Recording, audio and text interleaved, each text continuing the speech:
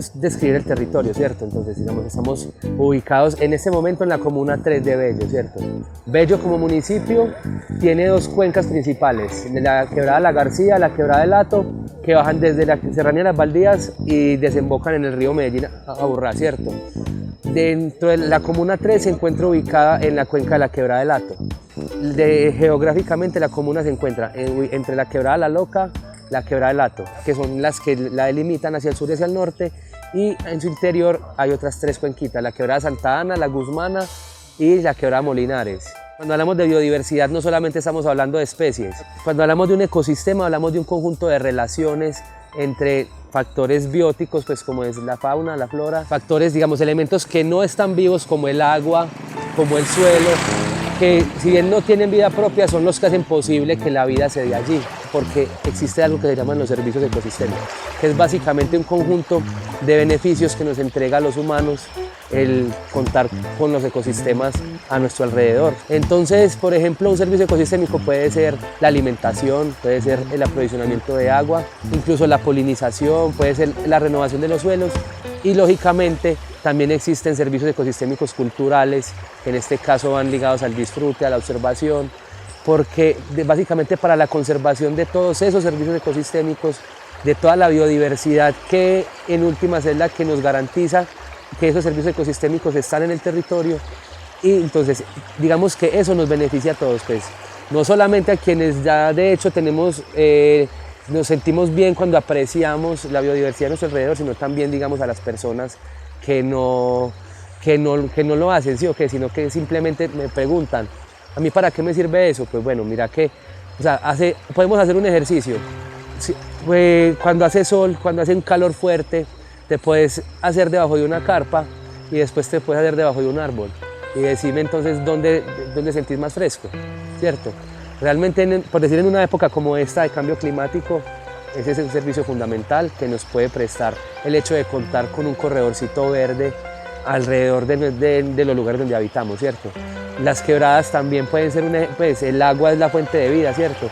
Pero incluso en una ciudad, en un espacio transformado como el que habitamos, no solamente las quebradas pueden cumplir esa función, o sea, digamos que un antejardín es una acción, o sea, no transformarlo en el parqueadero de la moto, no transformarlo en un espacio gris más, sino que conservarlo, cuidarlo, sembrar una plantica, un arbolito, una palmita. Eso ayuda, ¿cierto? Eso es una pequeña acción que cada persona puede hacer y que realmente tiene un impacto muy fuerte si, por decir, a partir del ejemplo los demás se animan a seguirlo, ¿sí? A desarrollarlo. Pensarte no un antejardín acá, sino uno aquí, otro aquí, otro aquí, otro aquí, otro aquí. Pero si tenemos el espaciecito verde ahí al frente pequeñito, podemos generar una posibilidad de tener un bienestar grande simplemente a partir de acciones tan pequeñas como esas. Un corredor ecológico en últimas no termina siendo solamente para las abejas o para las aves, sino también para nosotros.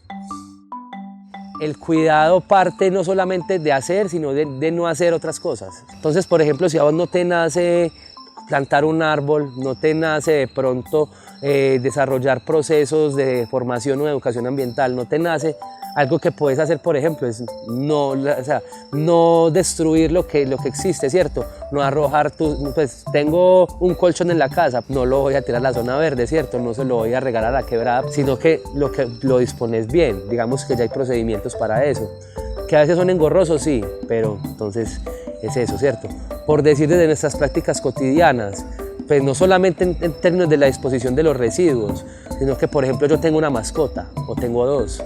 En mi caso yo tengo gatos. Un gato liberado en un espacio verde es un cazador neto, ¿cierto? Entonces él va a llegar y va a eliminar, se va a alimentar de una cantidad de fauna, de biodiversidad que realmente es nativa, que sí cumple una función dentro de esos sistemas de relaciones. O sea, tener unas prácticas apropiadas con las mascotas, con los perros, con los gatos, también es una acción que se puede desarrollar, ¿cierto? Para mí, el asunto de la conservación, aunque tiene implementos técnicos, pues tiene elementos técnicos asociados, termina siendo un proceso social. Porque, digamos, el técnico llega, te dice sembra esto, o te hace algo, te implementa sus acciones en un tiempo limitado, pero quienes habitan el territorio son los llamados a implementar las acciones que permitan conservar. Entonces, por ejemplo, no sé, pues la juntanza, ¿sí? O que la juntanza como vecinos, como comunidades, ¿cierto? De pronto, si uno siente que como individuo no tiene la posibilidad de incidir en ciertos procesos, como comunidades sí que lo podemos hacer. El zorro perro. De hecho, este animalito es muy importante porque es uno de los que nos refleja la conectividad ecológica que puede existir todavía en el territorio, ¿cierto? O sea, lo tenemos en el municipio, se ha encontrado desde los talleres del metro, desde los bordes del río Aburrá hasta las zonas altas de páramo, de altiplano. Es un cazador, es un carnívoro sociable, social, gregario. O sea, realmente el hecho de que él permanezca en un territorio implica que él tiene presas para cazar. O sea, que digamos siempre hay especies, lo que se denominan especies sombrillas, ¿cierto?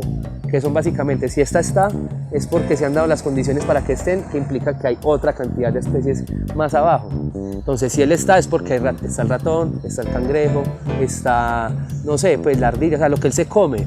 Entonces, digamos que la presencia del zorro es muy importante en ese sentido. Como controlador de muchas plagas, pues, ¿quién quiere un escorpión en la casa? Seguramente nadie. Pero entonces, si vos eliminás el zorro que se lo come, pues no te estás favoreciendo a vos mismo, ¿cierto? Estás básicamente generando un impacto. La pobre zarigüeya ha sido uno de los pobres, un animalito muy maltratado, de pronto por la falta de conocimiento que tienen las personas. Entonces, la creencia de que es un ratón y que hay que hacerle daño, yo creo que hay que reevaluarla, ¿cierto? Es un animalito que consume de todo, o sea, dispersa semillas, o sea, ayuda a renovar los bosques, controla plagas, come serpientes venenosas, es inmune a su veneno, también consume escorpiones. Realmente es un animalito bastante interesante que hay que cuidarlo. Un sapito nativo, ¿cierto? Una especie nativa. Entonces yo creo que los anfibios son muy importantes, son demasiado importantes porque tienen su vida ligada al agua, a la calidad del agua, ¿sí o qué? A la conservación de la calidad del agua. Entonces, por decir cuencas como la Quebrada La Guzmana, que es la que tenemos acá más inmediata, o sea, yo quisiera llevar herpetólogos a que estudiaran eso allá. O sea, realmente hay una buena cantidad de anfibios y eso nos habla primero, pues cantidad de especies de anfibios. Eso nos habla primero de que es una cuenca que todavía está en condiciones de alojar formas muy diversas de vida.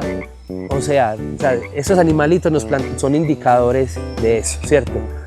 O sea, básicamente cuando se alteran la calidad del agua, los primeros que desaparecen son ellos. Son una de las especies, como están asociados tanto a cuencas, hay mucho endemismo en los anfibios, ¿cierto? O sea, realmente las especies suelen tener distribuciones muy limitadas. Pues digamos que son de las primeras que van a desaparecer a lo que sucede pues, a los procesos de calentamiento global y de cambio climático.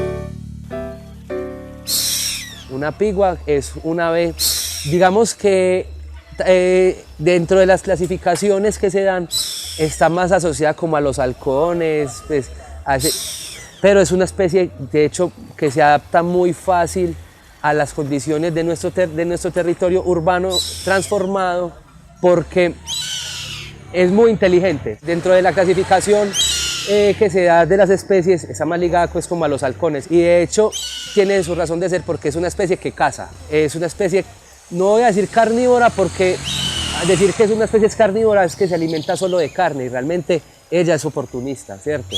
O sea, ¿oportunista en qué sentido? Ella caza cuando le toca, pero si se encuentra un animalito muerto no se va a enojar, ¿cierto? Se lo come, también puede ser carroñerita, también se alimenta de frutas.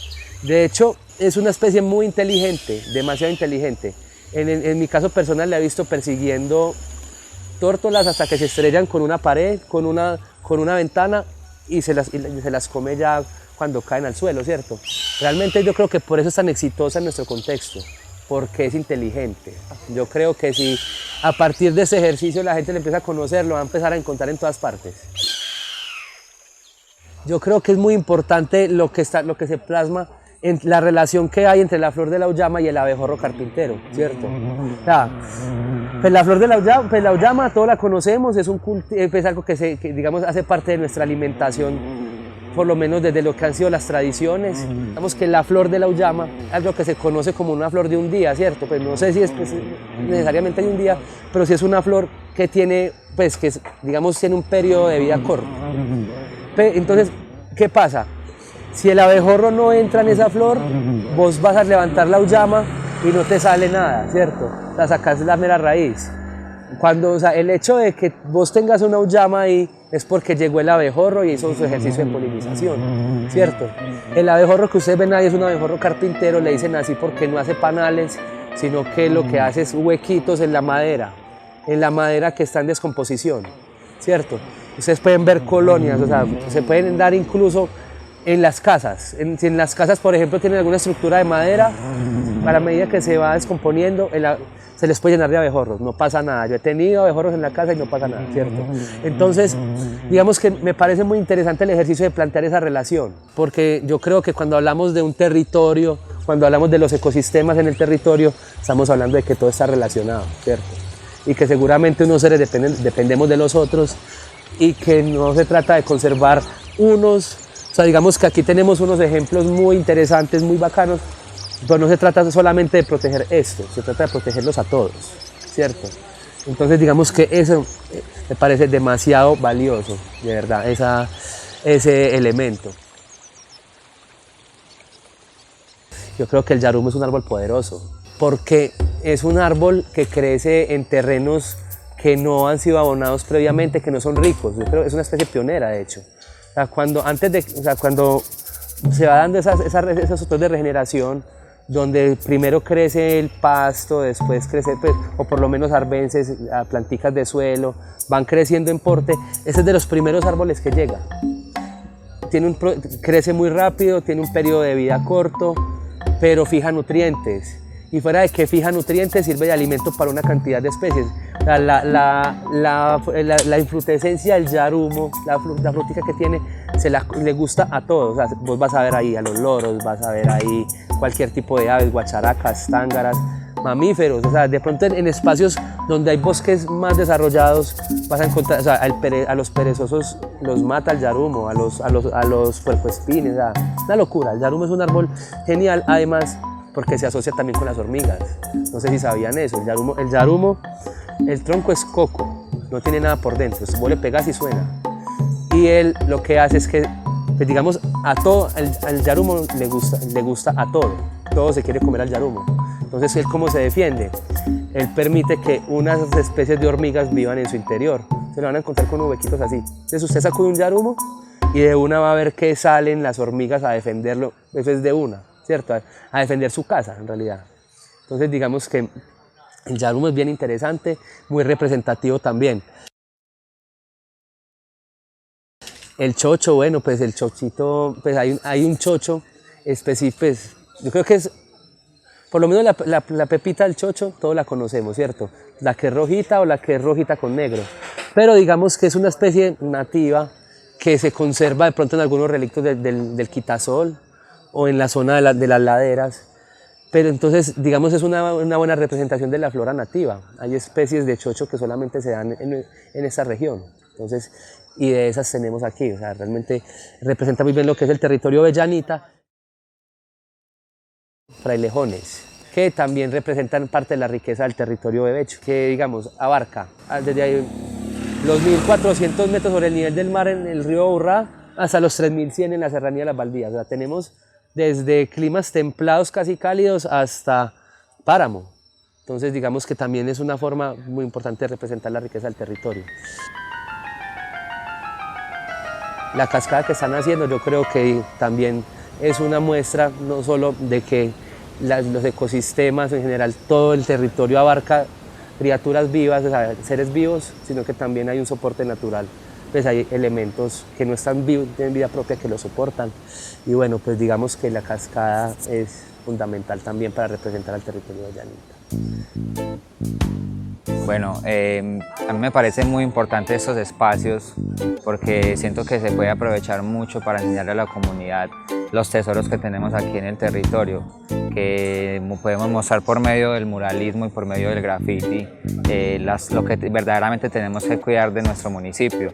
Entonces hay muchos lugares en el municipio que se pueden aprovechar e intervenir de esta manera para poder enseñar a la misma comunidad que eso existe en nuestro territorio, que este tipo de animales están en estos lugares y que es importante tener cuidado y tener como protección para ellos para poderlos conservar aquí en estas áreas. El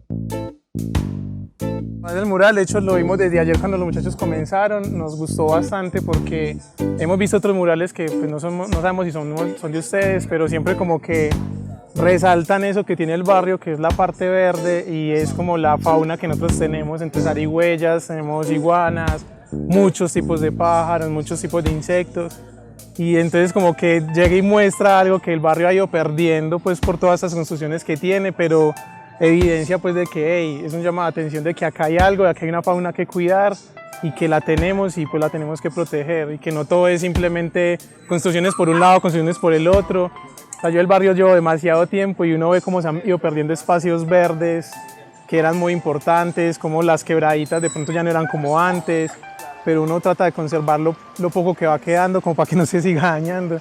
Y ese tipo de cosas son las que llaman esa conciencia, pues como a concientizarnos de que este barrio yo creo que es de los más verdes del municipio, por así decirlo.